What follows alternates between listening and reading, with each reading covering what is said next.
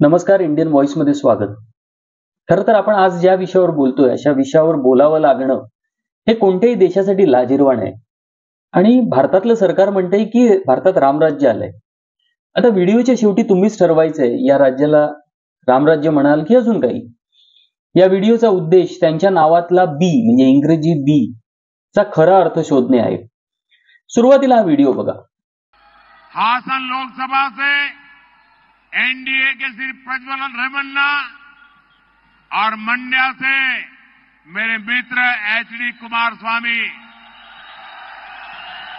आने वाली 26 अप्रैल को इनके लिए आपका हर वोट मोदी को मजबूती देगा, देश का भविष्य तय करेगा. तर मोदी म्हणतायत रेवण्णांना मत मोदीला मजबूत करण्यासाठी द्या. आता रेवण्णा कोण? प्रज्वल रेवण्णा हा मोदी का एक्सटेंडेड परिवारचा हिस्सा आहे. एक्सटेंडेड परिवार म्हणजे जाणून बुजून किंवा विचारपूर्वक निवडलेला. आता आपल्याला परिवार निवडण्याची चॉईस नसते, आपला जन्म एखाद्या परिवारात होतो. पण इथे तसं नाहीये. तर प्रज्वल रेवण्णा हा देवेगौडा यांचा नातू आणि एनडीए साठी कर्नाटकमध्ये लोकसभा निवडणूक लढवतो. तर या प्रज्वल रेवण्णाचे प्रचंड मोठा आणि अतिशय गलिच्छ असं एक सेक्स स्कॅन्डल उघड झालंय. त्याच्या बापाचं सुद्धा नाव येतात.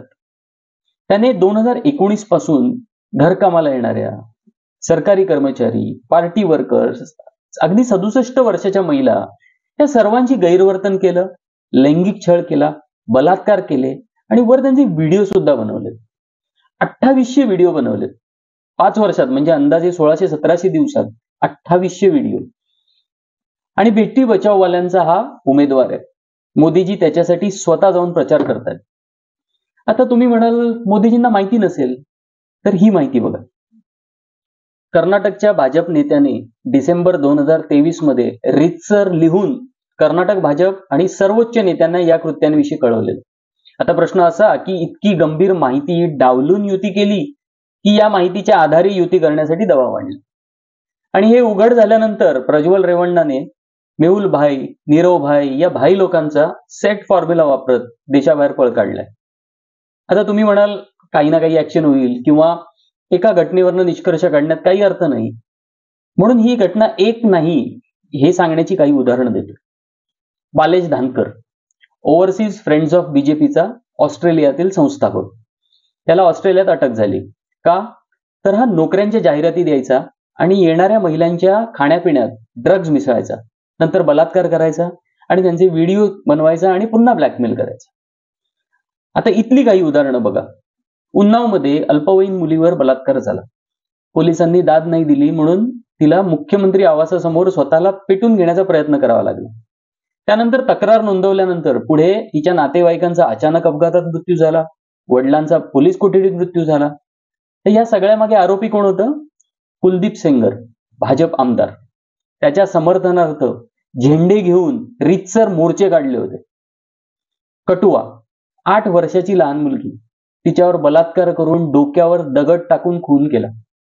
आरोपींवर गुन्हा दाखल करण्याचा निर्णय झाला. त्या विरोधात हिंदू एकता मंचाने मोर्चा काढला, ज्यात भाजपचे उद्योग मंत्री चंद्रप्रकाश गंगा आणि वनमंत्री लाल सिंग आरोपींच्या समर्थनार्थ आले. उत्तराखंड, अंकिता भंडारी रिसॉर्टमध्ये रिसेप्शनिस्ट म्हणून काम करायची. गुन्हे, खून, लैंगिक शोषण व इतर.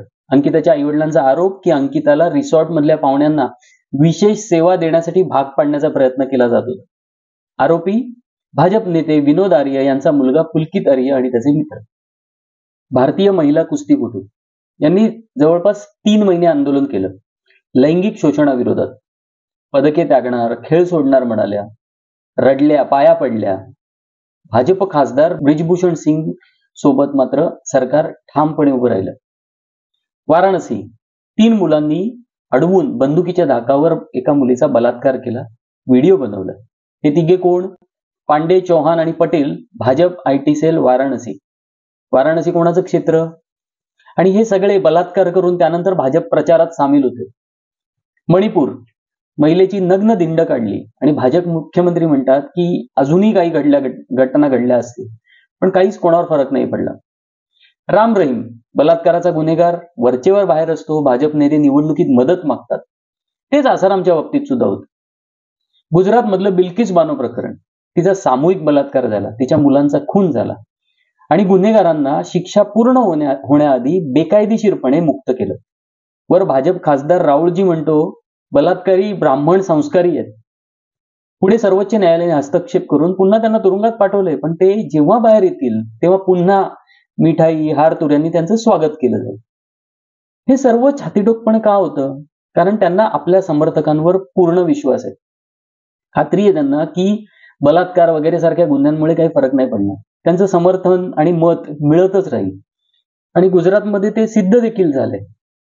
बलात्कार, भ्रष्टाचार, खून या सगळ्या गुन्ह्यांचं समर्थन करणारी एक वोट बँक बनवल्याचा विश्वास आहे त्यांना. विधानसभेत पॉन बघणाऱ्या भाजप नेत्याला त्यांनी उपमुख्यमंत्री बनवलं. त्याच्यापासून स्फूर्ती घेऊन त्रिपुराच्या भाजप नेत्याने तिथल्या विधानसभेत पॉन व्हिडिओ बघितले.